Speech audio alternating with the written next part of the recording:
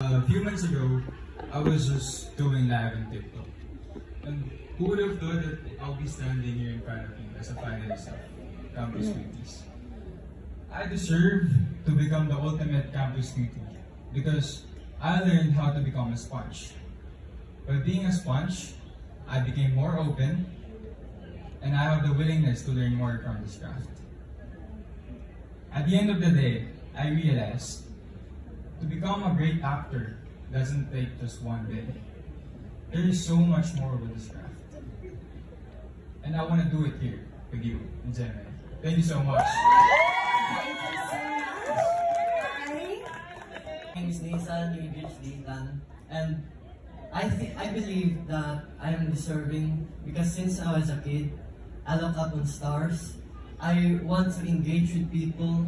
I want to give a vibrant, positive energy towards the community. And aside from that, I am grounded and willing to learn and listen and improve along our journey. And so, if ever I become that Campus Cutie, the ultimate Campus Cutie, I'll promise I will be more engaging. I will make people happy, and I'll give them smiles because that is my dream. And that'll be all. Thank you. That's what this... Naniniwala po ako na lahat po kami dito mga Campus Cutie talentado po, may kanya-kanya pong talent, may kanya-kanya pong kagalingan. Pero what makes me deserving po is yung willing ko po matuto po at yung drive ko po matuto po para po sa pag-improve ko po sa acting, sa singing po, and sa kung ano man ba po ibabato po sa akin ng journey ko po na to. Thank you po. Thank you. Hello po, my name is Kiko Antonio.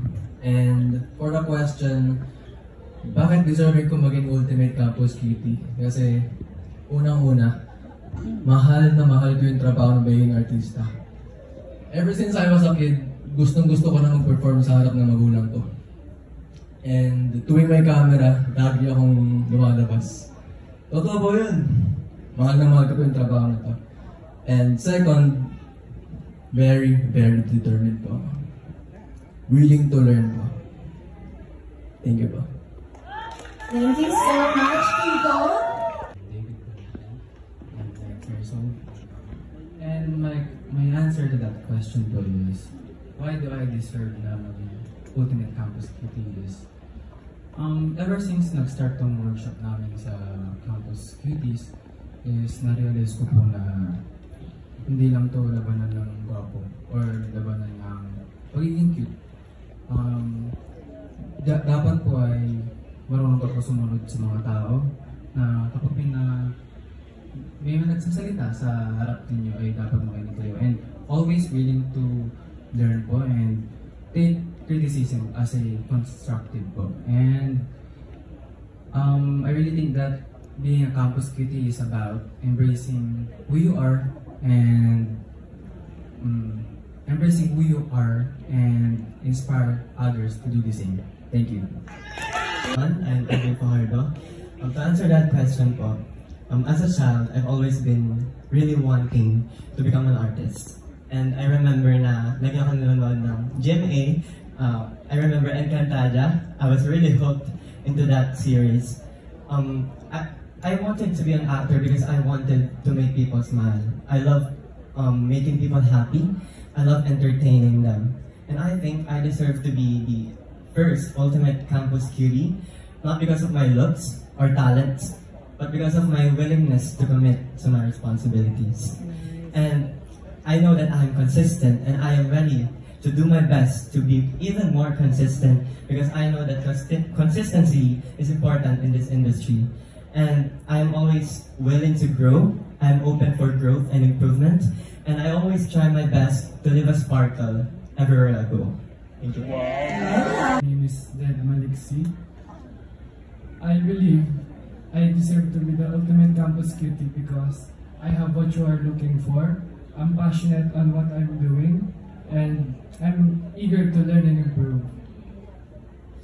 And bilang isa sa pinakabata dito,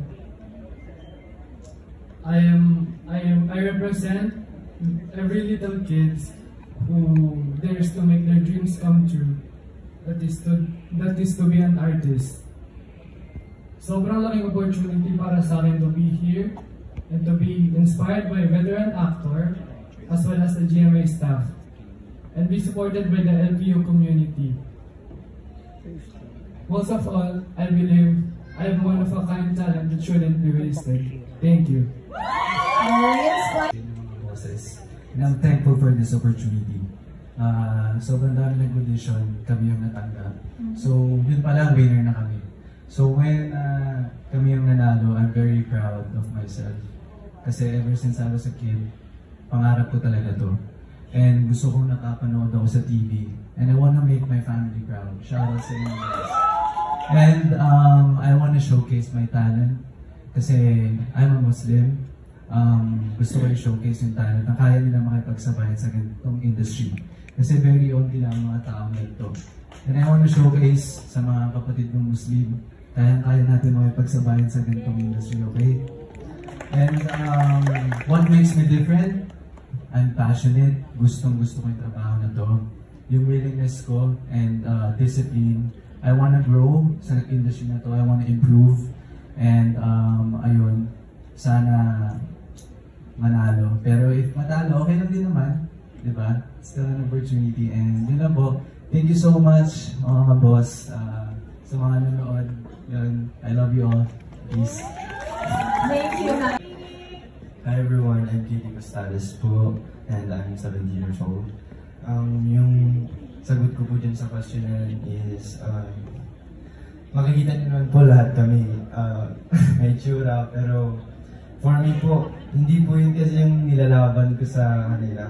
Kasi willing to learn po ng ibang bagay, acting, workshops, kung ano man yan. Kasi yung magiging resulta niyan is maganda para sa buhay ko. Kahit nahihirapan, go lang. Kasi I have a family na sumusuport naman. Go lang kung ano man yan. Thank you po. Thank you so much. Mateo Gonzalez.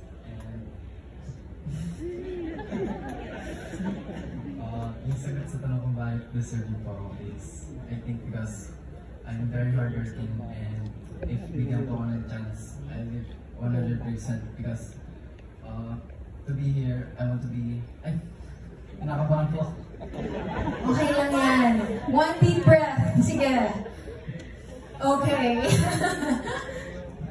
Maraming salamat po sa pagkakataon na binigay niyo po sa akin. Hindi ko po kayo...